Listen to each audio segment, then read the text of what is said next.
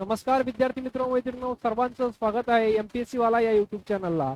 तर कोतवाल 2026 ची संदर्भात संपूर्ण जी काही प्रक्रिया असणार आहे महसूल सेवकची, एका जिल्ह्याचं परिपत्रक आलेलं आहे आणि नेमकं याच्यामध्ये संपूर्ण प्लॅनर समजावलेला आहे की कोण्या प्रकारे प्रक्रिया म्हणजे आपली प्रक्रिया होईल.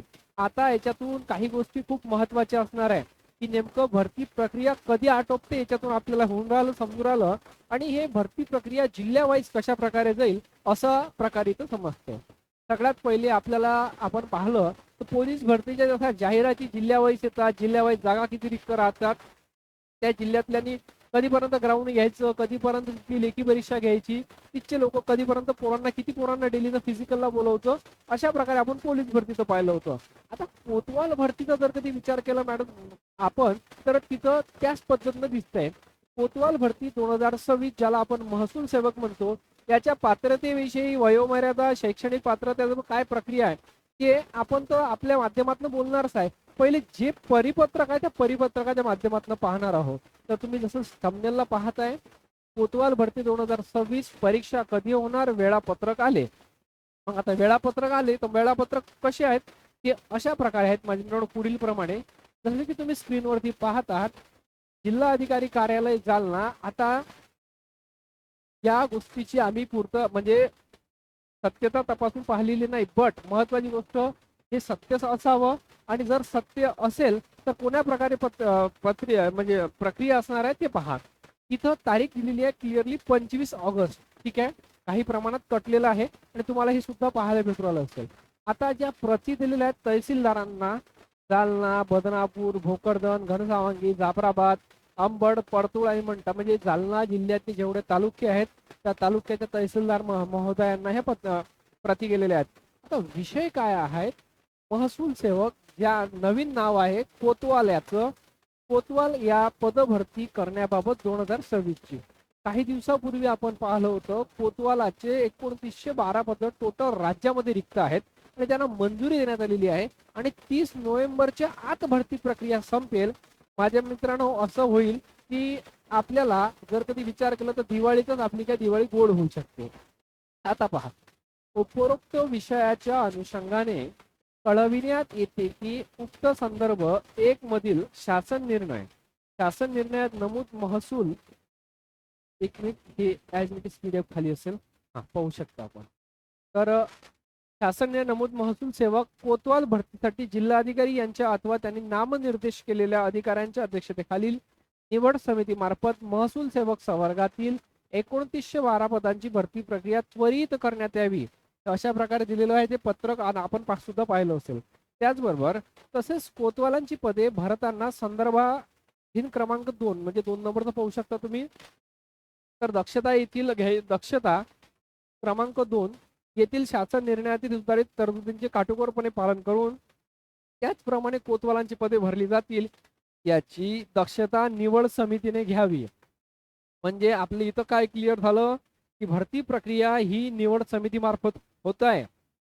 TCS, IBPS, MPSC आपले सर्व प्रश्न आपल्या जवळ ठेवा, निवड समिती मार्फत होत आहे.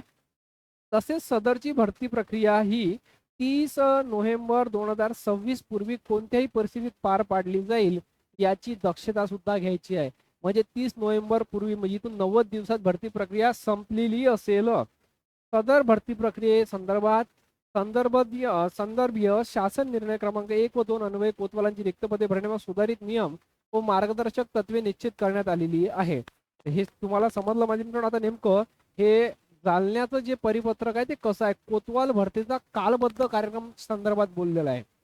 आता पहा, मागासवर्ग कक्ष विभागीय आयुक्त कार्यालय छत्रपती संभाजीनगर यांच्याकडून बिंदू नामावली नोंदवही मंजूर करून घेण्याबाबत, हे यांच्याकडून काय बिंदू नामावली नोंदवही मंजूर करून घेण्याबाबत कालावधी दिलेला आहे 24 ऑगस्ट ते 9 सप्टेंबरच्या दरम्यान.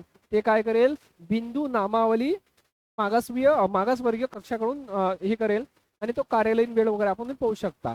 आता ह्यानंतरची जी 24 ऑगस्ट म्हणजे असं म्हणू शकतो आपण का आजची तारीख 27 आहे, याचं काम ऑलरेडी डिपार्टमेंट लेवलवर चालू झालं आहे आणि हे काम पुरणार आहे 9 सप्टेंबर पर्यंत, बरोबर आहे. आता सोबत दिलेला आहे कोतवाल भरती कामी उपविभागीय अधिकारी यांच्या अध्यक्षतेखालील निवड समिती गठीत करण्याबाबत. आता हे 9 तारखेपर्यंत काम आटोपले यांचे आरक्षणाच्या संदर्भात 10 तारखेला 10 सप्टेंबरला काय होणार आहे, त्यांची निवड समिती मार्फत काय म्हणजे अध्यक्षतेखाली निवड होणार आहे.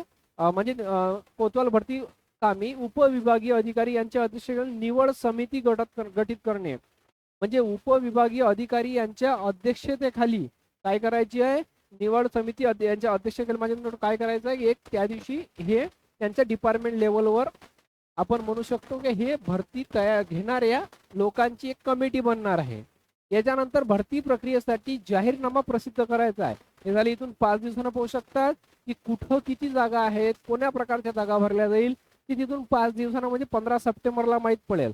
आता 15 सप्टेंबर झालं, त्यानंतर लेखी परीक्षेस पात्र अपात्र उमेदवारांची यादी म्हणजे 15 सप्टेंबर पर्यंत ते कार्यक्रम होतो. तिथून 15 दिवसानं या दिवशी काय होईल माझे मित्रांनो, सर्व कोण पूर्व पात्र आहेत, कोण पात्र अपात्र आहेत, त्या सर्व गोष्टींची यादी पब्लिश केली जाईल.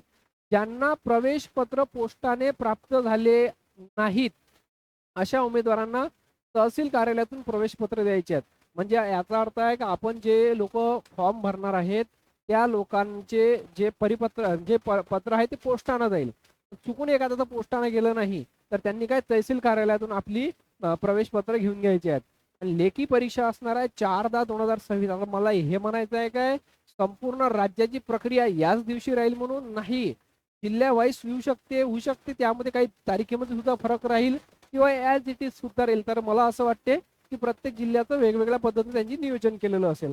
तर लेखी परीक्षा त्यांना घ्यायची आहे 4 ऑक्टोबर रोजी सकाळी 11 ते 12:30. 1.5 तासाला माझ्या मित्रांनो इथं तुम्हाला पेपर पाहायला भेटू शकतो. आता एवढा झाला परीक्षेचा टाइम आणि या 4 तारखेचं झाल्यानंतर इथून 4/10च्या नंतर इथं यांचा लागेल निकाल. 4 दिवसा म्हणा, 10 दिवसा म्हणा, 15 दिवसामध्ये याचा निकाल आपल्याला पाहायला भेटू शकतो. तर अशा प्रकारे हे कोतवाल भरतीच्या संदर्भात संपूर्ण प्लॅनर जालना जिल्ह्याचं आहे. कोणी जालना जिल्ह्यात असेल, त्यांच्या गावामध्ये जागा रिक्त झाल्या तर नक्की त्या पोरांना सांगा. 15,000 रुपये जसं आपण इथं सांगितलं होतं की जुन्या प्रक्रियेनुसार 15,000 रुपये त्यांना मानधन दिल्या जाते. ठीक आहे, किती? 15,000 रुपये. अजून नवीन भरतीची जाहिरात आलेली नाही. नवीन जाहिरातीमध्ये काय क्वालिफिकेशन आहे ते आपल्याला पता नाही. जुन्या जाहिरातीमध्ये साधारणतः 4थी पास म्हटलं होतं माझ्या. किती? 4थी पास. आणि कुठं कुठं तर 10वी पास सुद्धा म्हटलेलं आहे. कुठं कुठं 10वी पास म्हटलेलं आहे. पण आपण म्हणू की तुम्ही 4थी पास असता का 10वी पास, प्रत्येक असा कोणीच नाही स्पर्धा परीक्षेचा पोरगा तर तो 10वी आणि चौथा पास नाही आहे म्हणून. आता दुसरी गोष्ट, 15,000 रुपये आपल्याला फिक्स पेमेंट तिथं दिल्या जाणार आहेत. आता सोबतच यासाठी वयोमर्यादा काय आहे, तर वयोमर्यादाच्या संदर्भात सांगायचं झालं तर माझे मित्रांनो याच्यासाठी 18 ते 40च्या दरम्यान काय असणं आपलं गरजेचं आहे. आपलं वय कमीत कमी 18, जास्तीत जास्त 40 असणे गरजेचं आहे. आता याच्याबरोबर आणखी एक पात्रता कोणती असते, साधारणतः जुन्या भरती प्रक्रियेच्या अँगलनं विचार केलं तर तो व्यक्ती समजा एक्झाम्पल ऑफ एखाद्या तालुक्याचं नाव असेल, ठीक आहे, मठ्ठा, आणि या तालुक्यातला एखादं गाव असेल, त्या गावामध्ये जर जागा रिक्त असेल तर पोरगा तो त्या गावचा रहिवासी पाहिजे. त्यावेळेस कुठं तो फॉर्म भरू शकतो. असा नाही झोपेतून उठला मला या जिल्ह्यात फॉर्म भरायचा आणि या गावात फॉर्म भरायचा आहे, त्या गावातला तो रहिवासी पाहिजे. आता नवीन प्रक्रिया जसं मी वारंवार म्हणतोय की नवीन प्रक्रिया कशी होते त्यावर डिपेंड आहे, पण अशा प्रकारे राहत होतो. आता कोतवालांना कामं काय असते, तलाठी यांच्या कामामध्ये मदत करणे आणि याचं प्रमोशन होते काय, तर हो माझ्या मित्रांनो कोतवालाचं प्रमोशन होते क्लास 4 मध्ये. ठीक आहे, पदोन्नतीने त्याचं प्रमोशन होते क्लास 4 मध्ये. आता महसूल विभागातच, कारण महसूल विभागाच्या संदर्भात हे पद आहे. आता दुसरी गोष्ट म्हणजे कोतवालाला 15,000 पेमेंट मिळून राहिलं. 18 ते 40 वयोमर्यादा आहे. 4थी किंवा 10वी पास राहू शकते. साधारण 4थी पासचे चान्सेस आहेत. त्याचबरोबर एखाद्या तालुक्यात आपण गाव असेल, आपल्या गावामध्ये जर कधी जागा रिक्त असेल तर आपण तिथं पात्र आहात. कोणत्याही गावात फॉर्म भरू शकत नाही जुन्या प्रक्रियेनुसार. आता नवीन प्रक्रिया काय आहे ते म्हणून म्हणतोय मी, नवीन जाहिराती ज्यावेळी काही बदल झाला तर डिपेंड करते आपल्याला ते बदल समजून घेईल हे तुम्ही सांगण्याचा प्रयत्न करेल. पण महत्वाची गोष्ट आहे की तुम्हाला ज्याही वेळेस जाहिरात आल्यानंतर स्वतः तिथं आरक्षण चेक करणे, आपण तिथं पात्र आहे का चेक करणे, त्यानंतर आपल्याला तिथं फॉर्म भरायचा आहे. याची लेखी परीक्षा होणार आहे. जालन्याची जरी लेखी परीक्षा 4/10ला झाली, बाकीच्या जिल्ह्यांची कोण्या दिवशी होते ते तुम्हाला स्वतःहून पाहावं लागेल. त्यांच्या अधिकृत जे पोर्टल आहे त्या पोर्टलला वेळोवेळी काय व्हिजिट करावं लागेल. आणि या भरती प्रक्रियेसाठी सर्व मुलांना शुभेच्छा. माझ्या मित्रांनो या भरतीच्या संदर्भात आपण लवकरच जिल्हा वाईज युट्यूबला क्लासेस चालू करतोय. काही आणि युट्यूबच्या माध्यमातून तुम्हाला प्रत्येक जिल्ह्याचे त्या जिल्ह्याच्या संदर्भात क्षेत्रफळ असो, मग त्या जिल्ह्यात काही वैशिष्ट्य असो, कारण की तुम्हाला सगळ्यात महत्त्वाची गोष्ट अभ्यासाच्या संदर्भात सांगायचं झालं, याच्यामध्ये इंग्रजी व्याकरण नाही, मराठी व्याकरण आहे, सामान्य ज्ञान असणार आहे, गणित बुद्धिमत्ता असणार आहे आणि जिल्हा विशेष असणार आहे. तुम्ही ज्या जिल्ह्यातून आहात त्या जिल्ह्यात आपल्याला जिल्हा विशेष करणं सुद्धा तेवढंच गरजेचं आहे. जिल्हा विशेषची विशेष पुस्तकं तयार आहेत मार्केटमध्ये, ती तुम्ही घेऊन घ्या. का कोणाचं घ्या हे नाही मला माहित नाही. पोलीस भरतीची मुलं जिल्हा विशेष ज्यावेळेस फॉर्म भरतात त्यावेळेस जिल्ह्याची पुस्तकं घेतात, किंवा तुम्हाला त्या व्यतिरिक्त तुमचा गॅझेटियर अगर वेगळं डेटा असेल तर तो अभ्यासा, खूप चांगली होईल. आपल्याला फक्त काय गरज आहे अभ्यासाची, पण जिल्हा विशेष तुम्हाला चांगलं करून घ्यावं लागेल. मी जिल्हा विशेषचे लेक्चर सुद्धा चालू करणार आहे. ओके, तर भेटूया आपण अशाच एका नवीन व्हिडिओला. जय हिंद, वंदे मातरम, भारत माता की जय. आणि या संदर्भात कुठलीही अपडेट आल्या नक्की मी आपल्यापर्यंत घेऊन येण्याचा प्रयत्न करणार आहे.